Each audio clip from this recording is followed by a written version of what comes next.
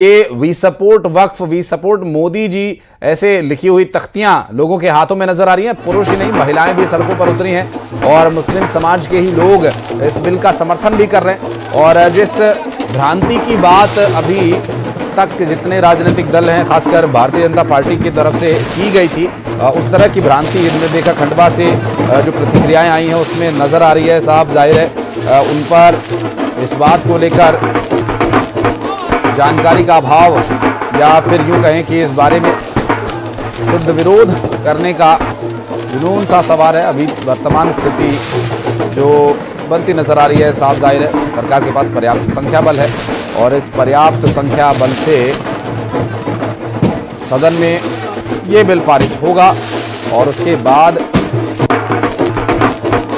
स्पष्ट हो जाएगा कि वक्फ बोर्ड की संपत्ति छिनेगी, मुस्लिमों के ऊपर अत्याचार होंगे, मुस्लिमों को उनकी प्रॉपर्टीज को छीना जाएगा, उन्हें बेदखल किया जाएगा। ये जो इस तरह के बयान सामने आ रहे हैं अलग अलग जगह से, उस पर भी स्थिति पूरी तरह से स्पष्ट हो जाएगी अब से कुछ ही देर में।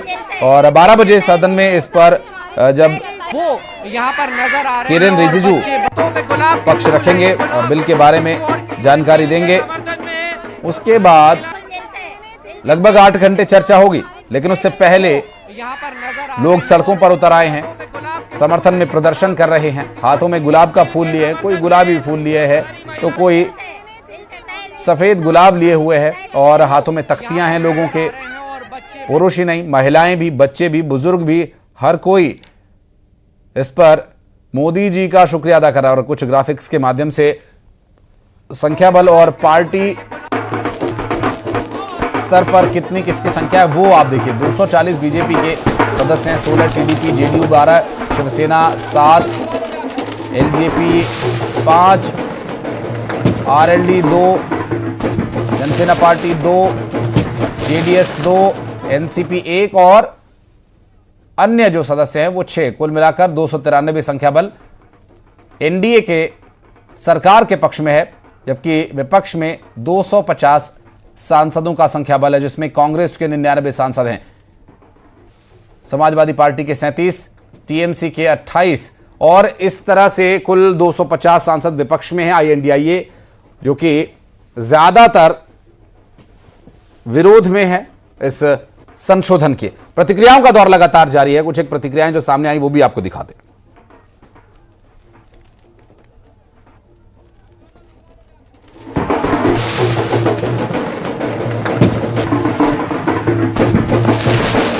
होता यह था कि करोड़ों की जमीनों को रेवड़ियों के भाव खुर्द-बुर्द किया जा रहा है, बेचा जा रहा है।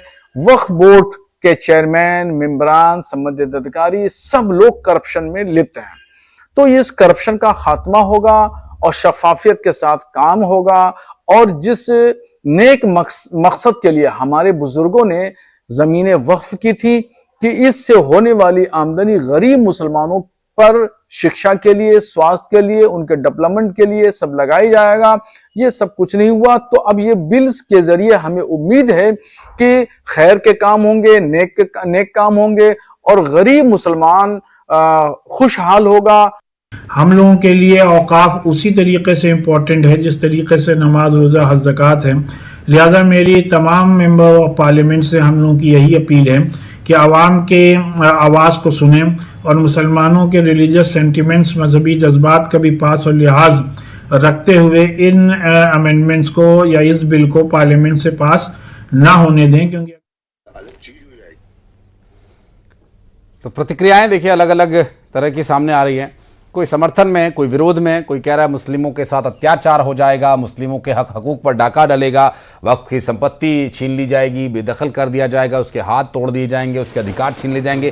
कोई कह रहा है कि ये गरीबों के हक में है, वक्फ पर काबिज कुछ लोगों के हाथ में जो ये शक्ति चली गई है, उन लोगों के हाथ से शक्ति निकल कर ये लोगों के हाथ में शक्ति पहुंचेगी, वक्फ बोर्ड के हाथ में शक्ति आएगी बजाय कुछ एक लोगों के हाथ में रहने। तरह से ये मोदी का सपोर्ट कर रही है, वक्फ बोर्ड का सपोर्ट कर रही है और तमाम ये जो यहाँ पे लोग हैं, चाहे बच्चे हों, बड़े हों, बुजुर्ग हों, सपोर्ट कर रहे हैं। हाँ, मोदी जी का सपोर्ट करते हैं और इस बिल से फायदा होगा मुसलमान को।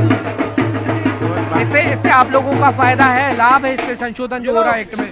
जी हाँ, फायदा है ना इसमें। एक्ट में जो संशोधन हो रहा है हम सपोर्ट करते हैं उसकी, इससे हमें फायदा रहेगा और भ्रष्टाचार खत्म होगा। जो ये कब्जे करके बैठे हैं वक्फ बोर्ड की जमीनों में जो बेच दी है, इनसे पीछे छूटेगा।